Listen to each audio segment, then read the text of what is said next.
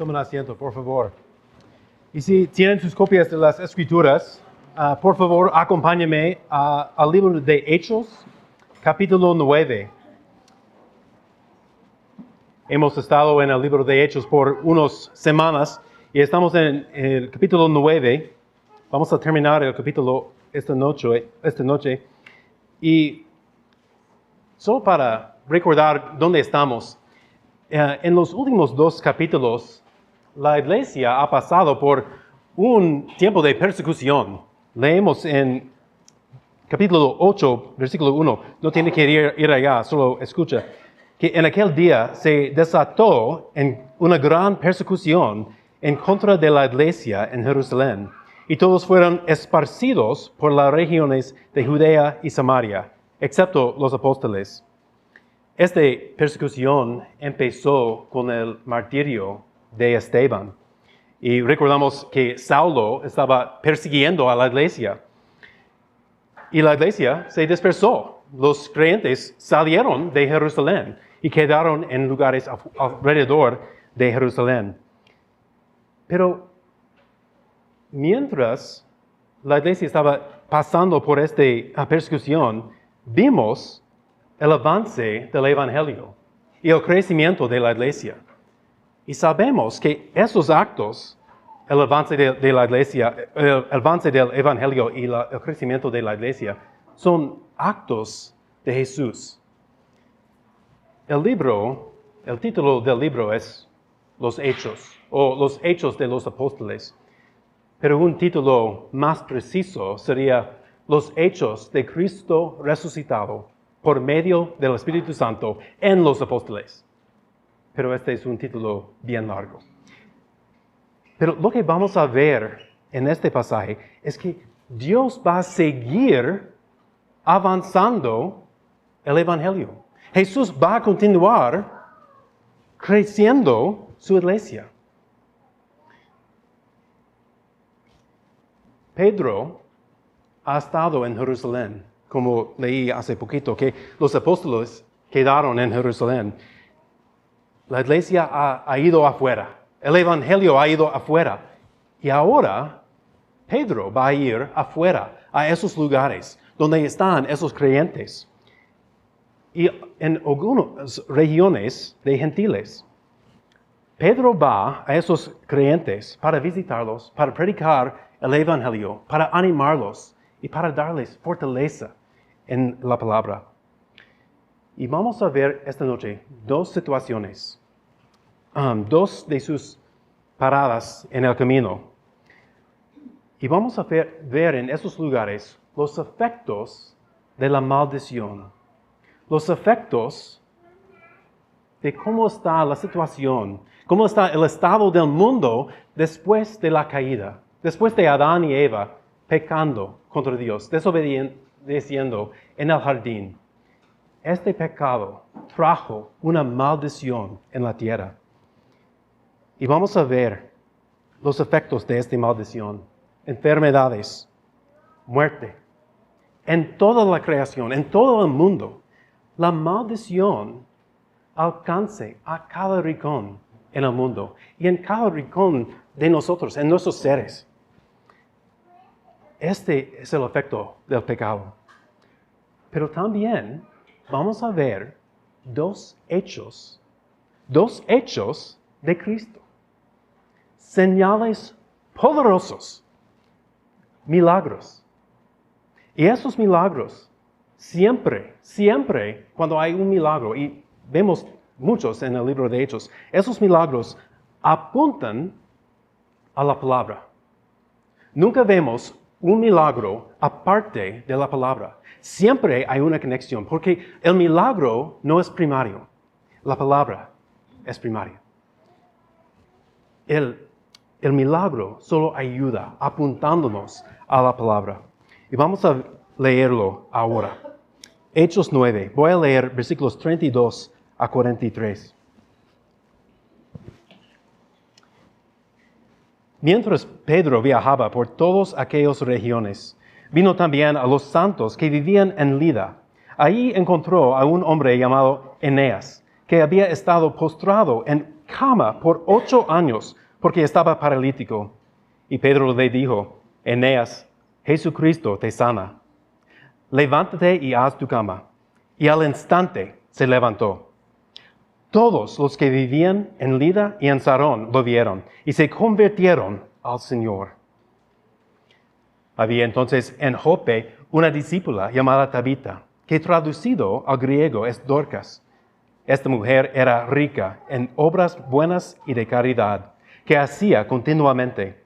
Y sucedió que en aquellos días se enfermó y murió. Y lavado su cuerpo, lo pusieron en un aposento alto. Como Lida estaba cerca de Jope, los discípulos, al oír que Pedro estaba ahí, le enviaron 2 hombres, rogándole, no tarde usted en venir a nosotros. Entonces Pedro se levantó y fue con ellos. Cuando llegó, lo llevaron al aposento alto, y todas las viudas lo rodearon llorando, mostrando todas las túnicas y ropas que Dorcas solía hacer cuando estaba con ellas. Pero Pedro, haciendo salir a todos, se arrodilló y oró, y volviéndose al cadáver, dijo, Tabita, levántate. Ella abrió los ojos, y al ver a Pedro, se incorporó. Él le dio la mano y la levantó, y llamando a los santos y a las viudas, la presentó viva. Esto se supo en todo Jope, y muchos creyeron en el Señor. Pedro se quedó en Jope muchos días con un tal Simón, que era curtidor. Señor, te damos gracias por tu palabra. Y gracias que tú eres fiel a tu palabra. Tú eres fiel a tu iglesia. El avance de tu evangelio y el crecimiento de tu iglesia. Pedimos tu ayuda ahora. Guíanos para entender tu palabra, para prestar atención a ella y para aplicarla a nuestras vidas. Guíanos ahora, en el nombre de Jesucristo. Amén y amén. En esta primera situación, en el primer milagro que vamos a tocar, sería en versículos 32 a 35. Y en este milagro, esta situación, vamos a ver que milagros autentifican el mensaje de Dios y los mensajeros de Dios. Los milagros autentifican el mensaje y los mensajeros de Dios. Vemos que Pedro llegó a un pueblo, una ciudad que se llama Lida.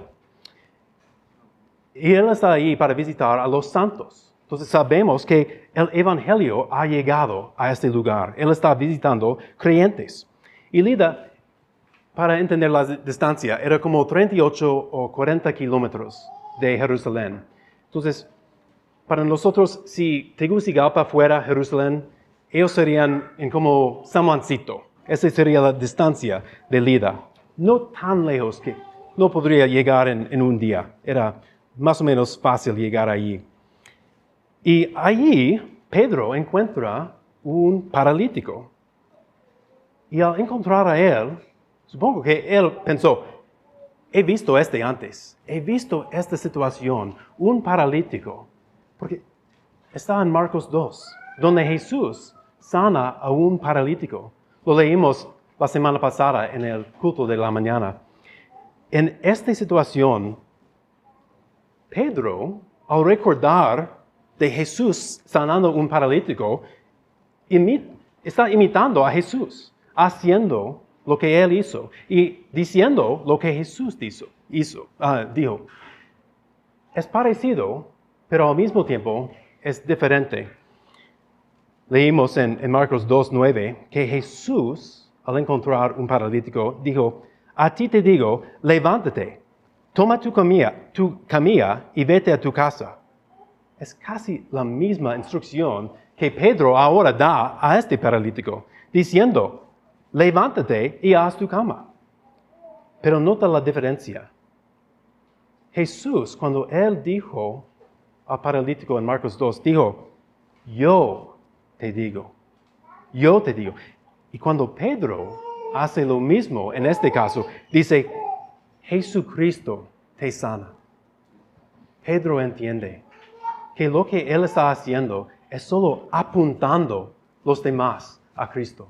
Está apuntando a las verdades de la palabra. En Lida tienen el evangelio, tienen el mensaje.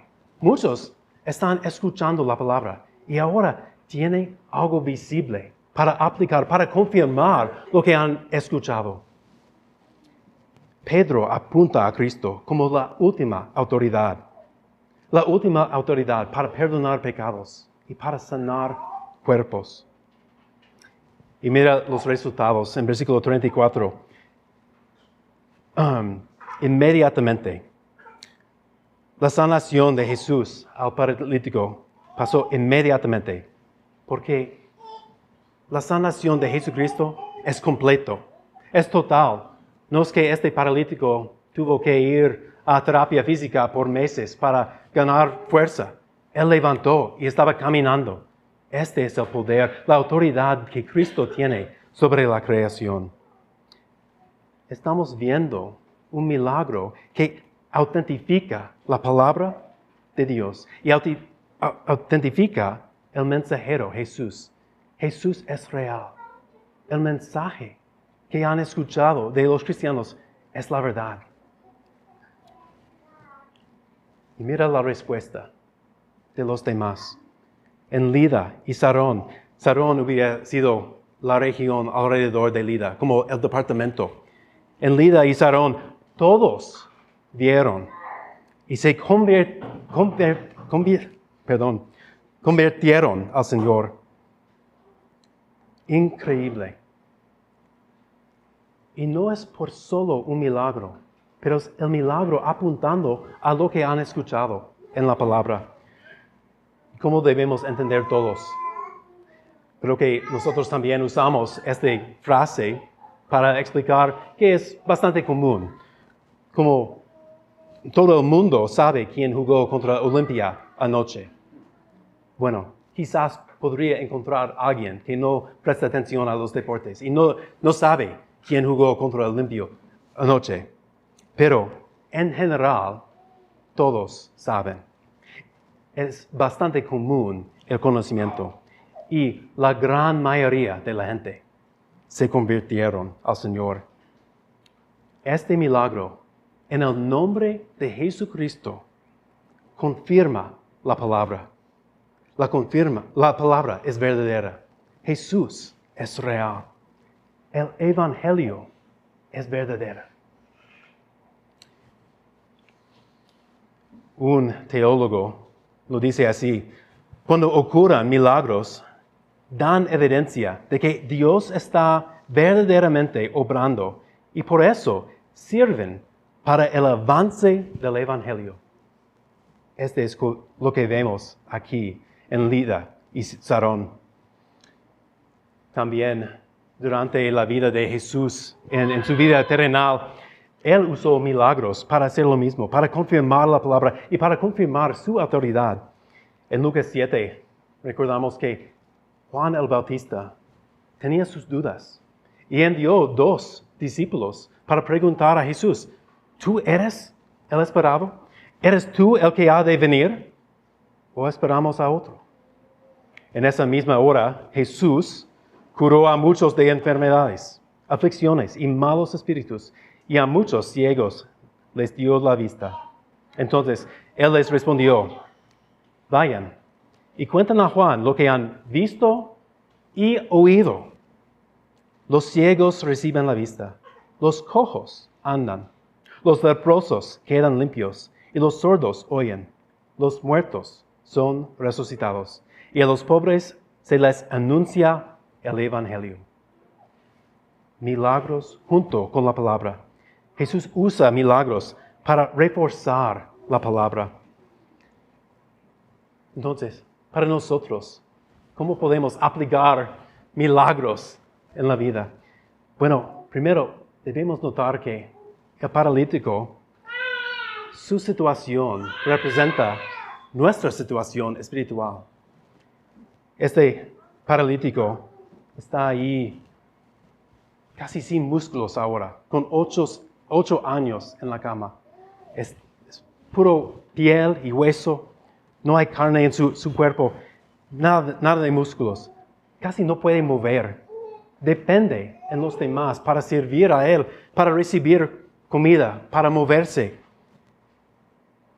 Y nosotros también, espiritualmente, estamos completamente sin la habilidad de responder, sin la habilidad de movernos hacia a Jesucristo, sin la habilidad de mover hacia a Dios. Pero Jesús vino a nosotros para salvarnos. Es la verdad. El Evangelio es verdadero. Jesús es el perfecto Hijo de Dios. Tus pecados pueden ser perdonados. Tú puedes ser salvo en Jesucristo. Después, tenemos una transición de local.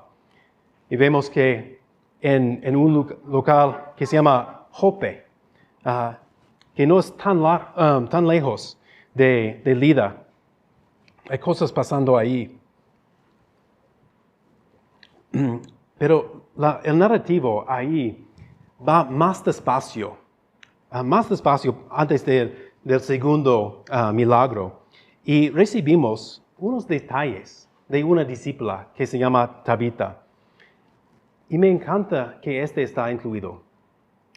Tenemos los dos milagros, pero ahí recibimos unos detalles de esta mujer y su situación, su vida. Creo que este muestra algo parecido. Hemos visto que milagros apuntan a la palabra, pero no es la única manera que Dios muestra su poder, su presencia, no solo por milagros por medio de apóstoles, pero también vemos en una escala más detallista, más pequeña, los hechos de Cristo por medio del Espíritu en individuos ordinarios. No hay apóstoles hoy en día, pero hay bastante individuos cristianos ordinarios. Y vemos aquí los hechos de Cristo en la vida de Tabita. Vamos al texto para ver lo que estoy explicando. La primera cosa que vemos acerca de Tabita es que ella es una discípula. Discípula significa que ella es alguien que aprenda. Está aprendiendo, estudiando la palabra. No sabemos cómo se convirtió a Cristo. Es posible que era parte de la dispersión de la iglesia. O también, si recordamos, Felipe, después de la conversión del eunuco, él fue de Azota y sobre la costa hasta Cesarea. Y Jope está en esa ruta. Entonces es posible que ella es un convierto del ministerio de Felipe, que él predicó el evangelio ahí. O, si ya era cristiana, ella fue animado por el ministerio de Felipe. La segunda cosa que vemos, que aprendemos acerca de Tabita, es que ella era rica. Rica en buenas obras. Rica en buenas obras y en caridad. Si Tabita fuera en nuestra iglesia, ella sería enseñando escuela dominical, sirviendo comida, dando jalones, visitando a los enfermos, asistiendo a las brigadas. Y esta mujer que tenía un impacto en su comunidad, lastimosamente se murió. Y los discípulos ahí en Jope, escuchando que Pedro estaba cerca, solo como 10, 15 kilómetros de ahí. Si Lida es San Juancito, ellos están en Cantaranas. Entonces envían sus discípulos para recoger a Pedro, para venir. No sabemos exactamente lo que estaban esperando en Jope.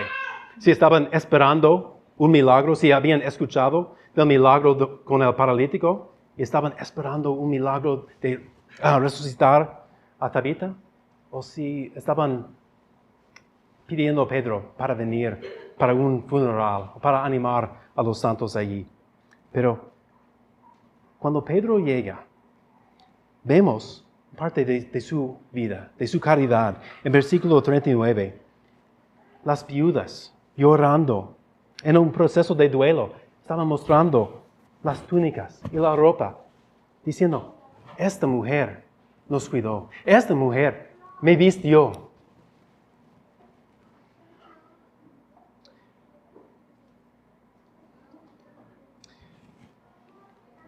Y me hace pensar en mi propia vida. Y quiero que piense conmigo, ¿cómo estamos viviendo? Si estamos viviendo con la atención de compartir no solo del Evangelio por palabras, pero también viviendo fuera de la verdad, viviendo en buenas obras y de caridad.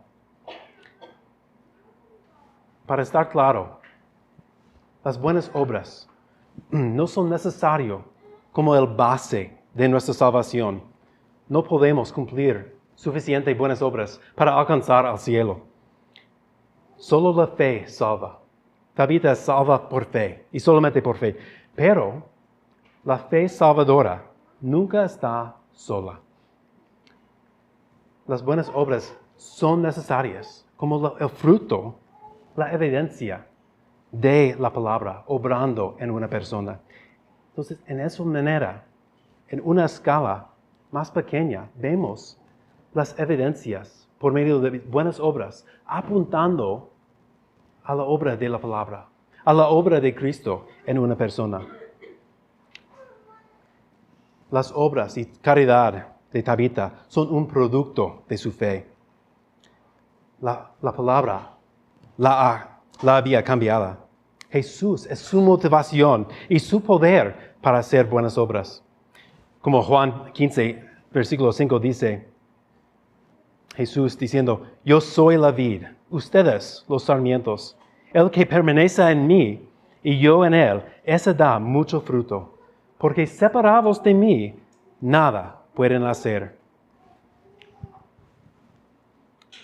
¿Saben que aparte de Cristo, no podemos hacer buenas obras?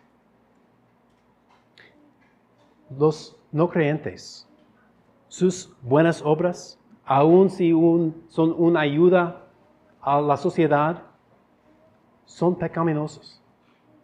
Este es el alcance de nuestro pecado, el alcance de la maldición en nosotros y en el mundo. Aparte de Cristo, todo lo que hacemos es pecaminoso. La única manera que podemos hacer algo que es verdadero, una buena obra, es por Cristo, obrando en nosotros. Solo así podemos hacer algo aceptable a Dios. Y aún en eso, llevamos nuestro pecado. Esperamos la eternidad para hacer algo sin pecado y para no pecar jamás. Tito 2:14 dice, Él se dio por nosotros para redimirnos de toda iniquidad y purificar para sí un pueblo para posesión suya, celoso de buenas obras. Algunos de ustedes están haciendo buenas cosas, pero no fuera de un amor por Cristo, porque aún no conoce a Cristo. No ha sido transformado por Cristo todavía. Si este es usted, no busca las buenas obras, no busca las obras, busca ser unido a Cristo. Y algunos de ustedes son verdaderos sarmientos, están conectados a la vid, pero no están dando fruto. Y me hace preguntar la pregunta, ¿de verdad está impactado y influenciado por Cristo y su palabra? Como iglesia debemos preguntar si buscamos servir a otros o si buscamos otros para servir a nosotros. Pero podemos ver en luz de este pasaje que podemos llevar el Evangelio donde vamos. No tiene que ser algo milagroso para hacer un impacto, mostrando la palabra por nuestras acciones. Y podemos buscar a Jesús en nuestras propias vidas, diariamente, en el ordinario. Sí en la salvación, en la gran escala, pero también en el diario. Llegamos versículos 40 y 40 hasta 43, donde hay otro milagro. Y en este milagro los milagros muestran que el reino de Dios ha llegado y Cristo está haciendo nuevas todas las cosas. Es un poco largo, voy a repetirlo. Milagros muestran que el reino de Dios ha llegado y Cristo está haciendo nuevas todas las cosas. Otra vez vemos una situación con Pedro y Tabita. Y otra vez, él está imitando a Jesús. Hemos visto en Marcos 5, donde Jesús resucitó la hija de Jairo. En Marcos 5, Jesús, echando fuera a todos, Jesús tomó consigo al padre y la madre de la niña y los que estaban con él. Y entró donde estaba la niña. Tomando a la niña por la mano, le dijo, Talita cum, que traducido significa, niña, a ti te digo, levántate. ¿Por qué Jesús echó todo afuera? Porque Pedro lo hace lo mismo. Él echa todo afuera. Él está imitando a Jesús. Y esos milagros son parecidos y al mismo tiempo son diferentes. Echaron todo afuera porque el milagro no es un teatro. No es para impresionar. No es como un truco mágico. Jesús usa milagros para sanar a los enfermos, para alimentar a los que tienen hambre y para resucitar a los muertos. El otro día yo vi una iglesia que tenía rótulo que dijo, donde lo sobrenatural es natural. Donde lo sobrenatural es natural.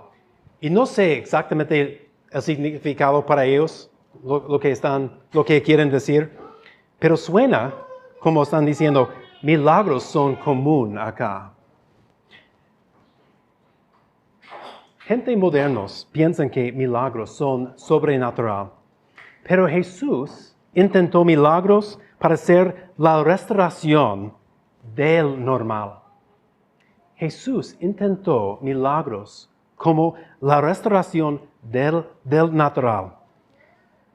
Para decirlo en otra manera, el milagro nos muestra que la situación del mundo hoy en día no es como debe ser. Esto no es como debe ser el mundo.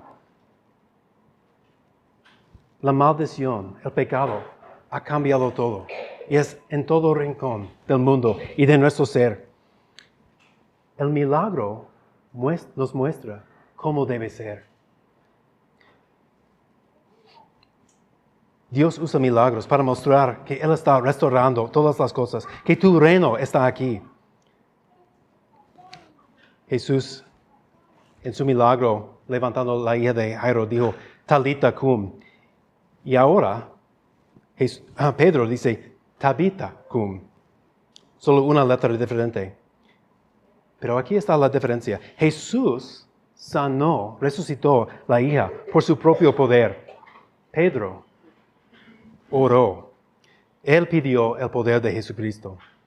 Él está apuntando a Cristo de nuevo, mostrando que el Rey Jesús habla y la muerte se quita del camino.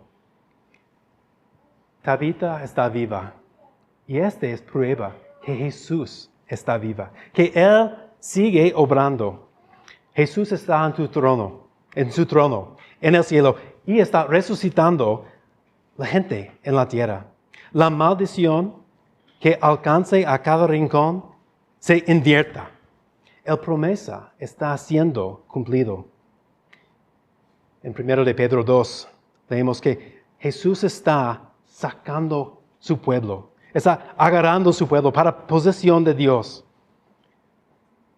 Jesús está renovando todas las cosas hasta donde se encuentre la maldición. Donde hay tristeza, donde hay enfermedades, donde hay muerte, es decir, en todos lados, en todas partes, aún en territorio de los gentiles. Jesús está renovando todas las cosas. Tabita fue resucitado ese día, pero ella no fue la única. Leemos en versículo 42 que muchos creyeron. Esas personas no fueron resucitados físicamente, pero fueron resucitados espiritualmente. Recibieron nueva vida, recibieron vida eterna en Jesucristo. Como un profesor en el seminario dijo, las curaciones, las señales y los prodigios son extraordinarios, sí, pero no son más extraordinarios que la redención realizada por Cristo. Mis pecados son perdonados en Cristo. Mis pecados son perdonados en Cristo. Este es un milagro. Tú puedes tener una vida. Puedes tener vida real, vida eterna. Hay esperanza de resurrección y está aquí. En Cristo tienes esperanza de la resurrección y puedes compartir esta esperanza con los demás por medio de la palabra y en su vida.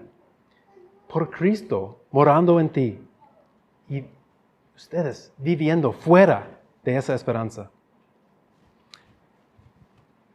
Leemos en Mateo 5, versículos 16. Así brille la luz de ustedes delante de los hombres, para que vean sus buenas acciones y glorifiquen a su Padre que está en los cielos. ¿Y cuál es la luz de nosotros? Es Jesucristo. Nuestras acciones, los milagros que hemos visto, siempre apuntan a la palabra, apuntan al poder de Cristo. Este pasaje termina, versículo 43, como una extra en el cine, mostrando lo que viene la próxima semana. Que a Pedro queda en la casa de Simón, era curtidor, un hombre que trabaja con los cuerpos de animales, con animales muertos. Y era sido algo extraño para un judío. Es probable que Simón, siendo un curtidor, vivió fuera de la ciudad. Y él era continuamente, ceremonialmente inmundo. Y sería igual para Pedro, viviendo con él. Pero muestra lo que Dios está haciendo, avanzando el Evangelio, creciendo su iglesia aún en territorio gentiles. Esta es buena noticia. Pedro entiende más y más lo que Dios está haciendo. Esta es buena noticia para nosotros, gentiles, que el Evangelio ha llegado a nosotros también, por medio de Jesús, obrando en su Espíritu, por medio de los apóstoles y por medio de sus discípulos. Para concluir, en Juan 14:12, Jesús dice, en verdad les digo, el que cree en mí, las obras que yo hago, Él les hará también, y aún mayores que estas hará. ¿Cómo debemos entender que vamos a hacer obras mayores que Cristo? No tiene sentido que podemos hacer cosas más impactantes, más milagroso. No, pero quizás por este lado de la resurrección de Cristo, estamos viendo los efectos, que la evidencia de la verdad, que el Evangelio está avanzando, alcanzando más almas para Cristo, que muchos van a creer por medio del Evangelio. Oremos. Señor, gracias por tu palabra. Gracias que tú eres fiel y pedimos que sigue avanzando con tu Evangelio, que sigue alcanzando almas para tu reino, para tu pueblo, para tu gloria y para el bien de nosotros. Oremos en el nombre de Jesucristo. Amén y amén.